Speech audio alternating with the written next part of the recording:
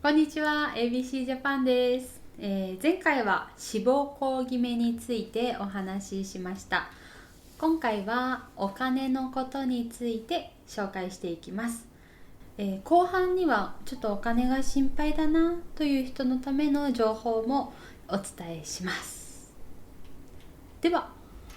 まずお金を使うタイミングについて話していきたいと思います。お金を使うタイミング、受験生、それから大学1年生、それ以降というふうになっていくと思います。1年生の時は参考書とか塾や予備校、それから受験費用がかかります。で1年生になると入学金、授業料、教科書代などが入ってきます。ちょっと入学金はね、受験生なのか大学1年生なのかその間という感じですが、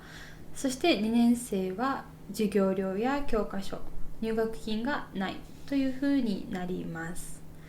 受験生、どれくらい金額がかかるかというと、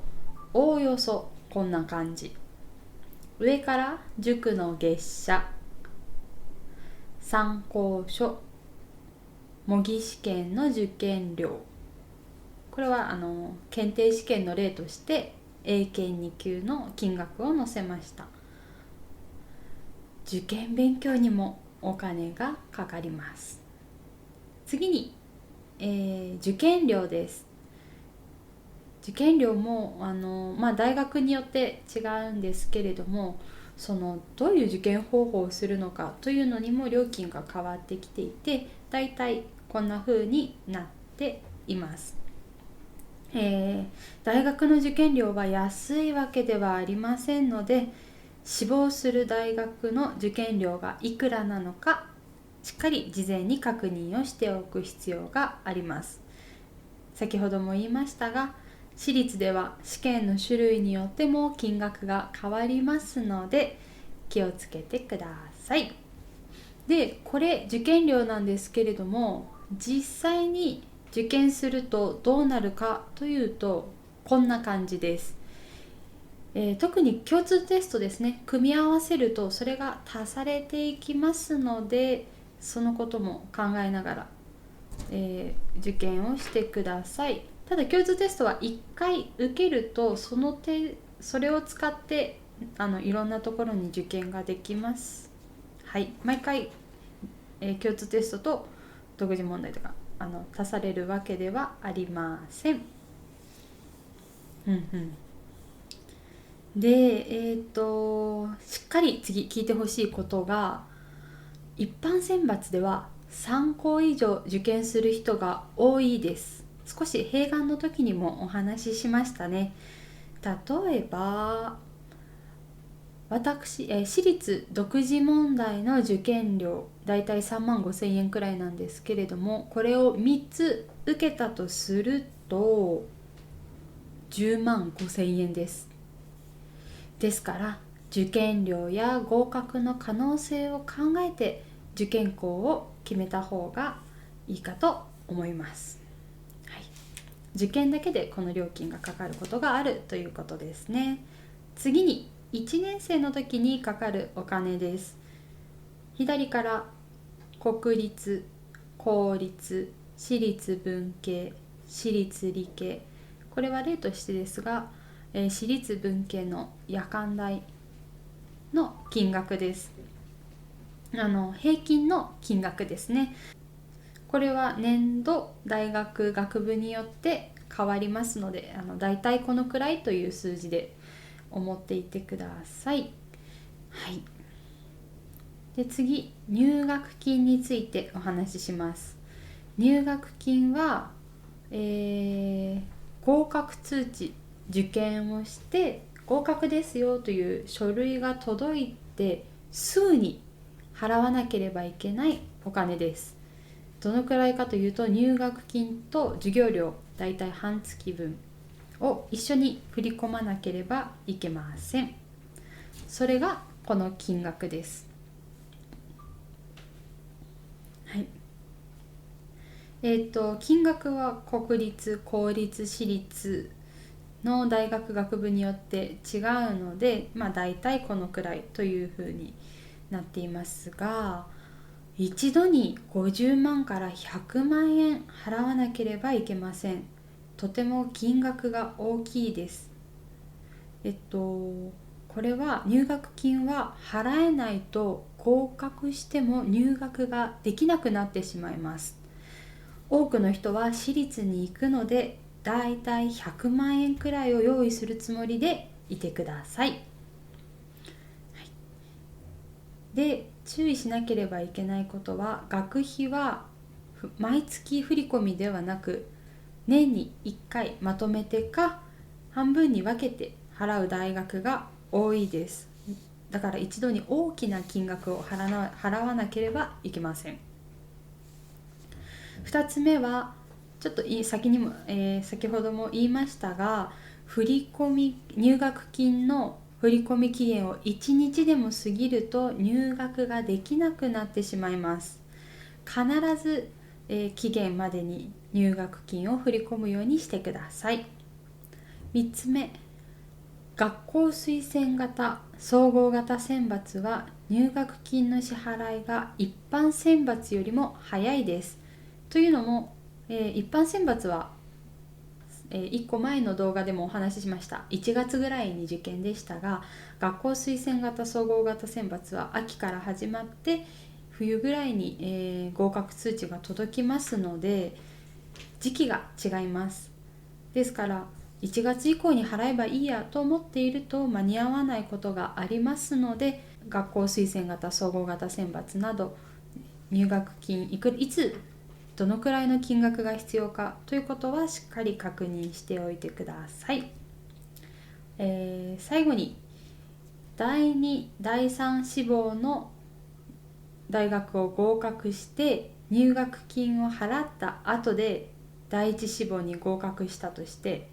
この第2第3で払った入学金は戻ってきません。ですから志望校選びの時は志望順位と入学金の振込期間をよく確認して組むようにしてください。最後、4年間の学費についてです。これも大学学部によって金額は違いますが、私立でだいたい400万から600万、国公立だと250万円くらいです。4年間で。国公立の方が安いです。ですが受験科目も多く、試験もとても難しいです。もちろんお金のことも大切なんですけれども、自分の学力合格できるのかどうかということも考えながら大学選びをするようにしましょう。はい、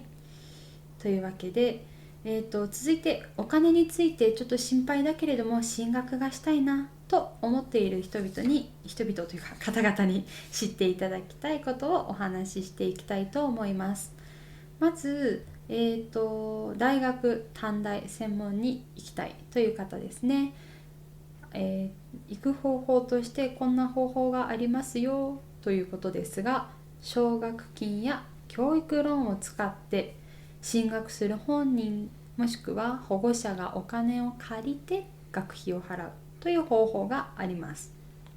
次に夜間大学もしくは夜間短大専門学校に通って日中は働きながら夕方から学校に通うという方法もあります。日中働くこともできますし、自分でお金を用意しながら、勉強しつつ、あと学費も昼間よりは安いところが多いです。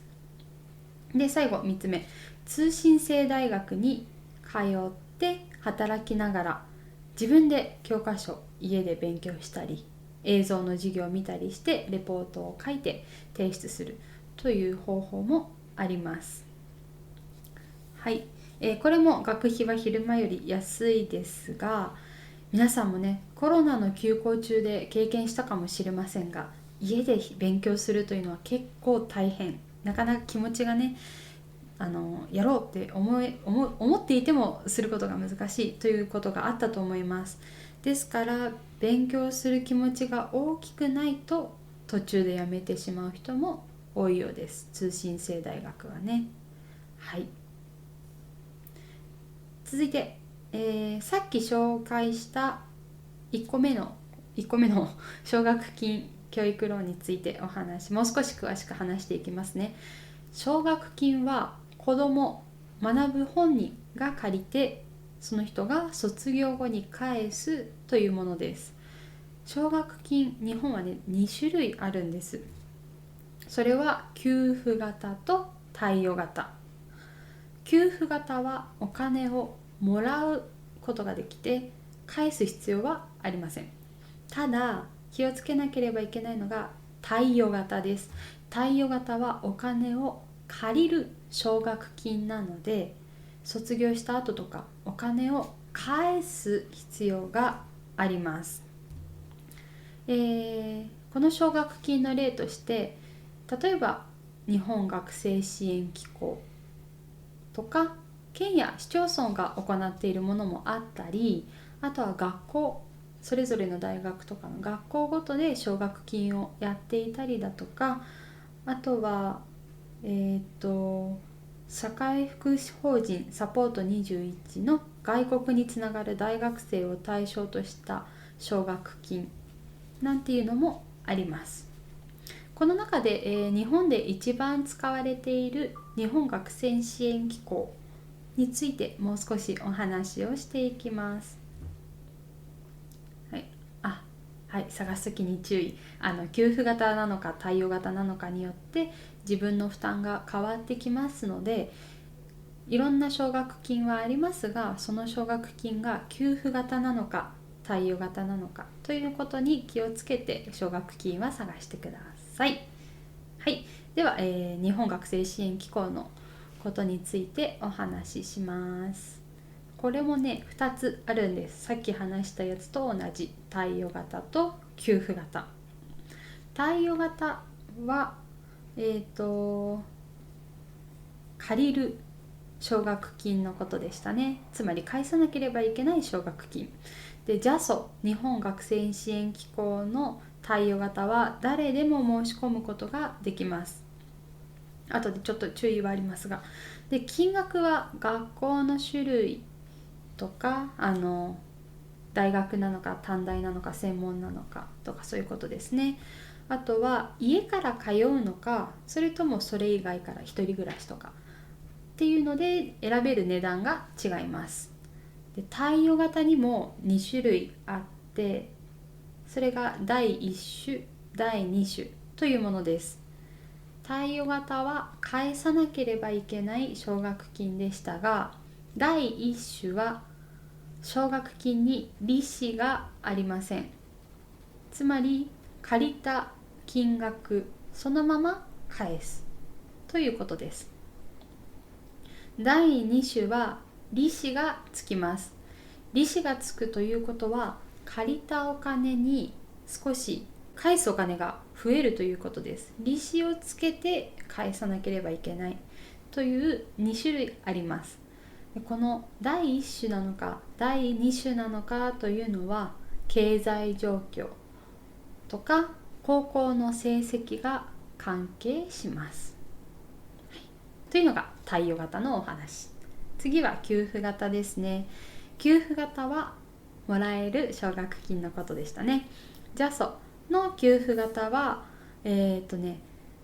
家の収入が少ない家庭が対象になります。金額も世帯の収入によって決まります。この給付型の奨学金の対象になった人は、授業料とか入学金も免除、つまりなくなったり減額安くなったりします。ではい、というわけで日本学生支援機構の奨学金には2種類ありますよという話でした。注意してほしいのが、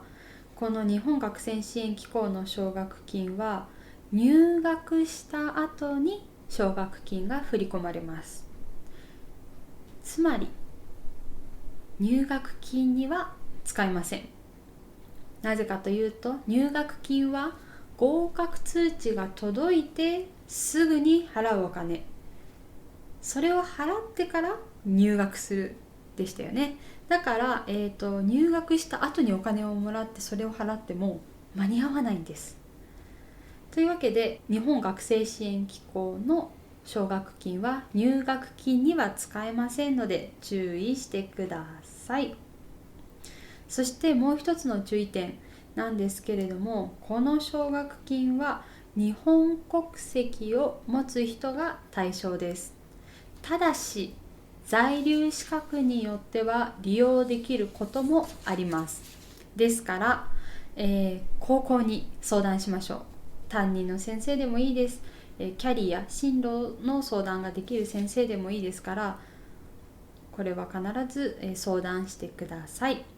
で、在留資格って何っ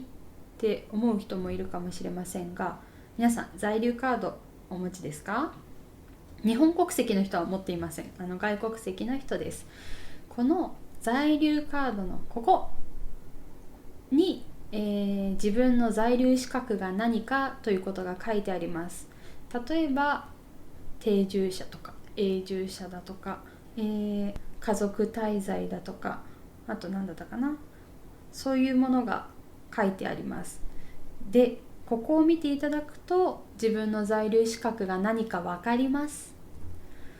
でね、ここ家族滞在と書いてある人は特に早めに先生に相談してください。奨学金、日本学生支援機構の奨学金を受けたくて、ここに家族滞在と書いてある人は早めに相談しましょう。これは相談する相手はもちろん高校でもいいんですけれども、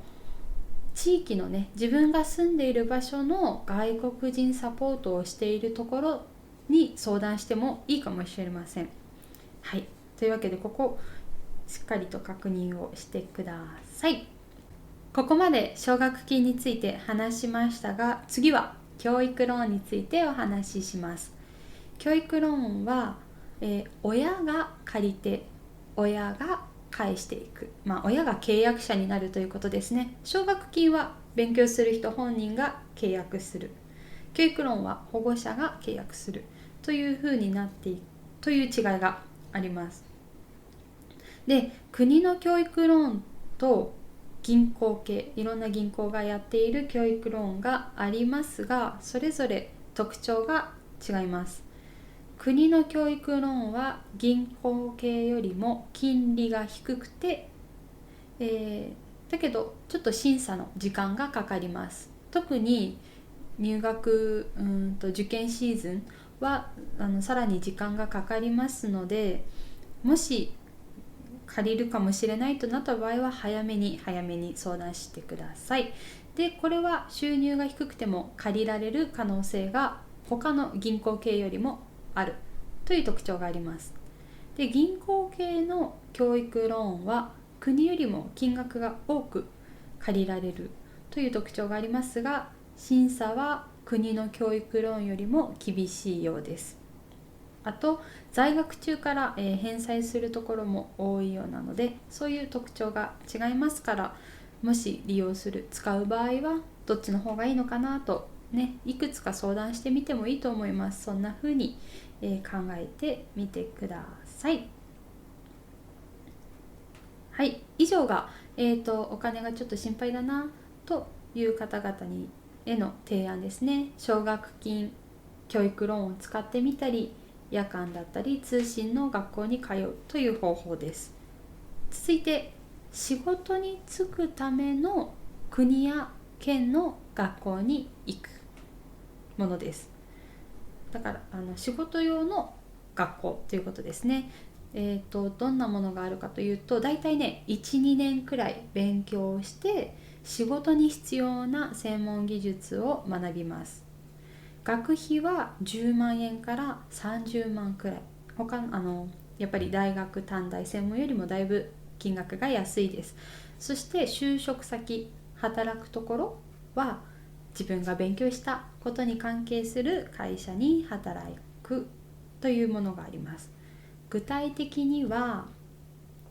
こういうものがあります。ちょっとね名前が長いんですけれども、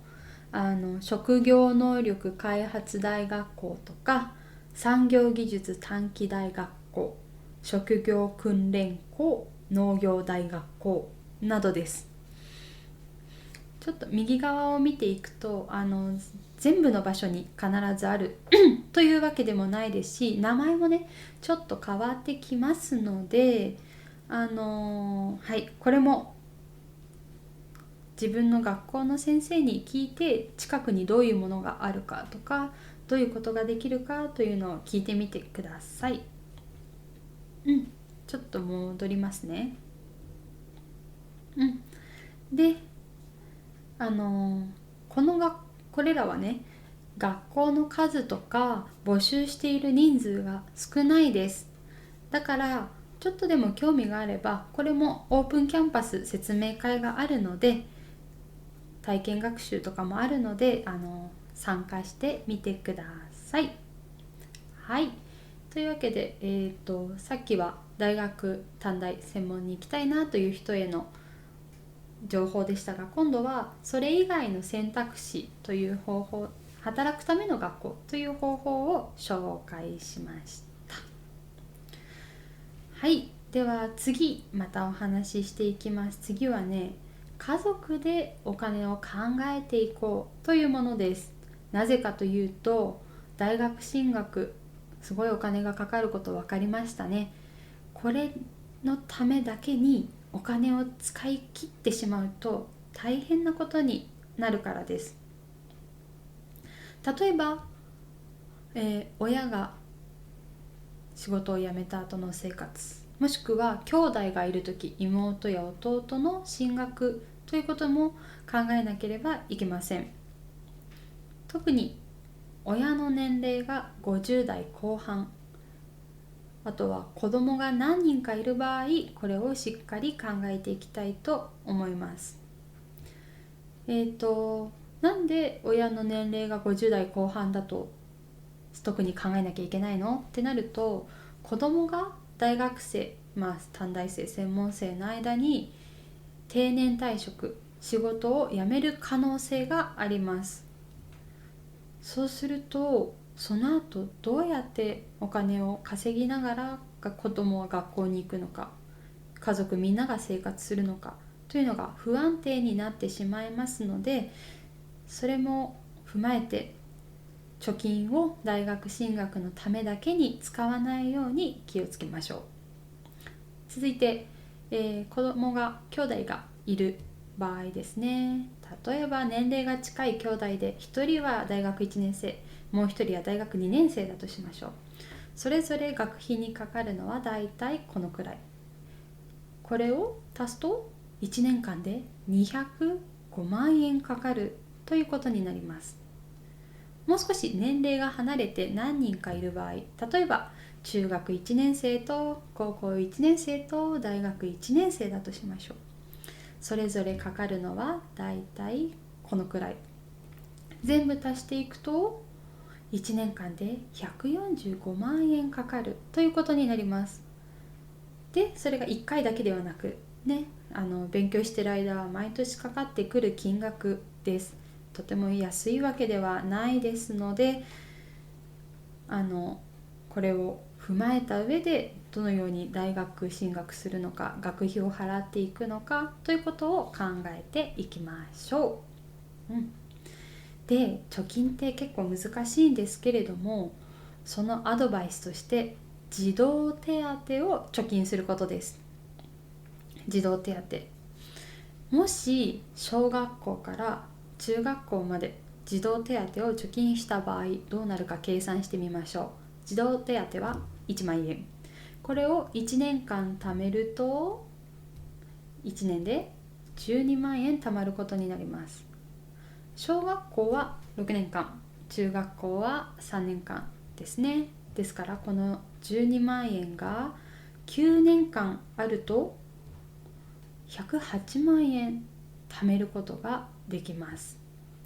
ですから、1ヶ月1万円ってなると割とすぐなくなってしまうと思うんです。だけどこれを少しずつ貯めることで9年で中学校卒業時にはこんなに大きい金額になります。でもね、つい使ってしまうんですよね。そんな時のアドバイスとして、児童手当のためだけの口座を作ります。で、口座を作ってその口座に児童手当のお金が入るようにします。そしたらもう存在を忘れます。触らない。そうすると、どうしよう、